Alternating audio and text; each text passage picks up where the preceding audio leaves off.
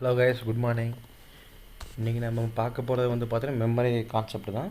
Last வீடியோவில் ஒரு question கொடுத்துருப்பேன், அதுக்கான ப்ரோக்ராமிங் இப்போ பார்க்கலாம். கொஸ்டின் வந்து பார்த்திங்கன்னா, இனிஷியல் வந்து கன்வேயர் வந்து ஆஃபில் இருக்கணும். ஃபஸ்ட் டைம் ஆன் ஆனால் கன்வேயர் வந்து ஆஃப்லேயே தான் இருக்கணும். ஃபஸ்ட் டைம் ஆஃப் பண்ணும்போதும் கன்வேயர் ஆஃபில் தான் இருக்கணும். செகண்ட் டைம் ஆன் பண்ணும்போதும் கன்வேயர் வந்து ஆஃபில் இருக்கணும். செகண்ட் டைம் ஆஃப் பண்ணும்போது வந்து பார்த்திங்கன்னா கன்வேயர் ஆன் ஆகணும் அப்படிங்கிற மாதிரி நமக்கு சொல்லியிருக்காங்க. இதுக்கான ப்ரோக்ராமிங் இப்போ பார்க்கலாம். இதுக்கும் மெமரி கான்செப்ட் தான். இதுக்கு வந்து பார்த்திங்கன்னா ஒரு இன்புட் எடுத்துக்கிறேன், normally open.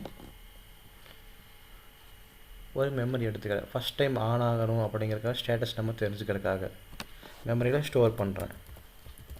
First time on இதை வந்து நம்ம லேட்ச் பண்ணிக்கணும். எதுக்குன்னா அது ஃபஸ்ட் டைம் ஆனுங்கிறதாக நமக்கு வந்து ஹோல்டிங்லேயே இருக்கணும். அதுக்காக நம்ம லேட்ச் பண்ணிக்கணும். ஃபஸ்ட் டைம் ஆன் பண்ணியாச்சு. ஃபஸ்ட் டைம் ஆஃப் பண்ணுறதுக்கு ஒரே இன்புட் தான்.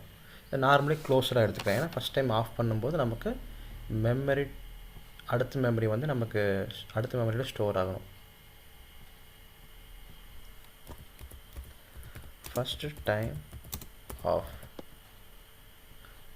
இதுக்கும் வந்து பார்த்திங்கன்னா லேட்சிங் பண்ணிக்கிறேன்.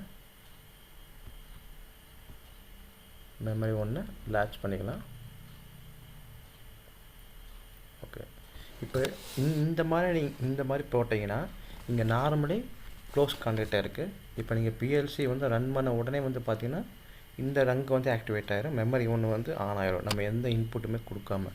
அதுக்காக நம்ம இப்போ என்ன பண்ணணும்னு பார்த்திங்கன்னா, இந்த ரங்கு வந்து பார்த்திங்கன்னா இந்த மெமரி ஆன் ஆனதுக்கப்புறம் தான் நம்ம இந்த ரங்கு வந்து ஆக்டிவேட் ஆகும். அதுக்காக வந்து பார்த்திங்கன்னா இந்த மெமரியை வந்து இங்கே இன்புட்டாக கால் பண்ணிக்கிற மெமரி 1 நார்மலி ஓப்பன் கனெக்டாக போட்டுக்கிறேன். எதுக்காகனா இந்த ஃபஸ்ட் டைம் ஆன் ஆனதுக்கப்புறம் தான் இந்த ரங்கு வந்து ஆக்டிவேட் ஆகணும். அதுக்கப்புறம் தான் இந்த ஒரு ஃபங்க்ஷன் வந்து இதுக்கு பின்னாடி வர ஃபங்க்ஷன் ஆக்டிவேட் ஆகணும். அதுக்காக இது நான் போட்டுக்கிறேன். இப்போ வந்து பார்த்திங்கன்னா ஃபஸ்ட் டைம் ஆன் போட்டாச்சு, ஃபஸ்ட் டைம் ஆஃப் போட்டாச்சு. இப்போ செகண்ட் டைம் ஆனுக்கு வந்து ஒரு இன்புட் எடுத்துக்கிறேன். ஒரே இன்புட் தான், ஒரு மெமரி போட்டுக்கிறேன். மெமரி 0 1 2. Second time on.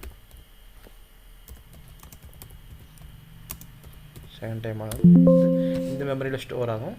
இதுக்கும் அதே மாதிரி லேட்சிங் பண்ணுறீங்க, ஏன்னா ஹோல்டிங்கில் இருக்கணும் அந்த மெமரி, நமக்கு ஸ்டேட்டஸ் தெரியிருக்கு.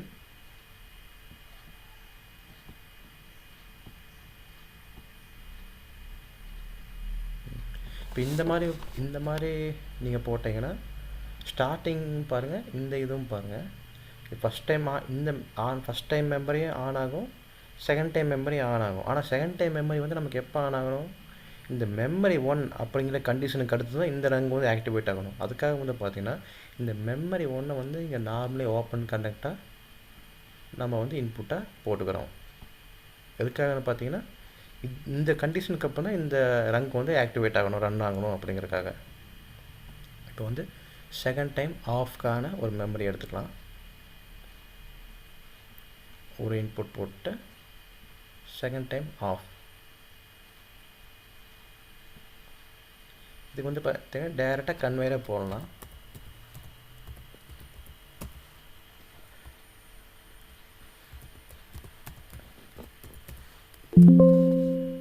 இப்போ வந்து இது எப்போ ஆகணும், இந்த மெமரி 2க்கு அடுத்ததுக்கப்புறம் தான் இந்த கன்வேயர் வந்து நமக்கு ஆக்டிவேட் ஆகணும். அப்படிங்கிறதுனால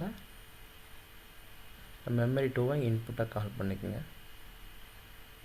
ஏன்னா செகண்ட் டைம் ஆஃப்க்கு இப்போ ஒரு மெமரி எடுக்கவே இல்லையே அப்படின்னு பார்த்தீங்கன்னா அதுக்கு நான் சொல்கிறேன், அப்படியும் போடலாம், இப்படியும் போடலாம். ஏன்னா நம்ம செகண்ட் டைம் வந்து ஆனுக்கப்புறம் தான் இந்த மெமரி வந்து இந்த நார்மலி ஓப்பன் கனெக்ட் வந்து நமக்கு ஆக்டிவேட் ஆகும். செகண்ட் டைம் ஆஃப் பண்ணும்போது இந்த ரங்கு வந்து நமக்கு க்ளோஸ் ஆகும். பாருங்கள், Ctrl F7, Ctrl F4, stop மோடில் இருக்குது, ரன் மோட் வாங்க.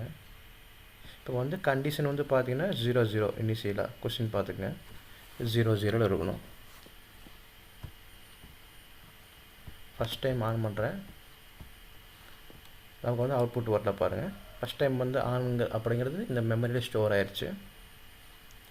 மெமரியில் ஸ்டோர் ஆனங்காட்டி பார்த்திங்கன்னா மெமரி வந்து இன்புட்டாக கால் பண்ணி வைக்கிறோம். இதுக்கப்புறம் தான் வந்து பார்த்திங்கன்னா இந்த ரங்க் வந்து ஆக்டிவேட் ஆகுது. பாருங்கள், ஆஃப் பண்ணுறேன். ஆஃப் பண்ண உடனே வந்து பார்த்திங்கன்னா ஃபஸ்ட் டைம் ஆஃப் அப்படிங்கிறது வந்து இந்த மெமரியில் ஸ்டோர் ஆயிடுச்சு. இப்போ மெமரியில் ஸ்டோர் ஆனோன்னு பார்த்திங்கன்னா இந்த மெமரியை வந்து இங்கே இன்புட்டை கால் பண்ணிக்கிட்டு இந்த ரங்க் வந்து இப்போ வந்து தயாராக இருக்குது, ரெடியாக இருக்குது. இந்த ரங்கு ஆக்டிவேட் ஆகுது. இப்போ வந்து செகண்ட் டைம் ஆன் பண்ணுறேன்.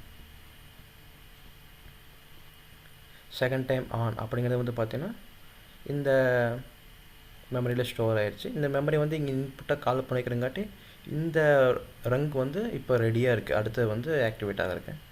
இப்போ செகண்ட் டைம் ஆஃப் பண்ண உடனே நம்ம கன்வேயர் வந்து ஆன் ஆகணும். இப்போ கன்வேயர் வந்து ஆன் ஆயிடுச்சு. இதுதான் கைஸ் ப்ரோக்ராமு. இப்படியும் போடலாம். இன்னும் தனியாக செப்பரேட்டாக இங்கே வந்து ஒரு மெமரி போட்டு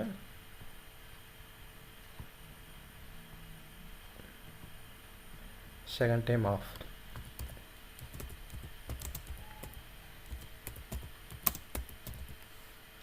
செகண்ட் டைம் ஆஃப் அப்படிங்கிறத நம்ம கால் பண்ணிவிட்டு இந்த மெமரி எப்போ ஆக்டிவேட் ஆகுதோ அப்போ தான் நம்ம கன்வேயர் ரன் ஆகணும் அப்படிங்கிற மாதிரி கூட நம்ம ப்ரோக்ராம் பண்ணிக்கலாம். இப்படியும் போடலாம். இப்போ பாருங்கள்,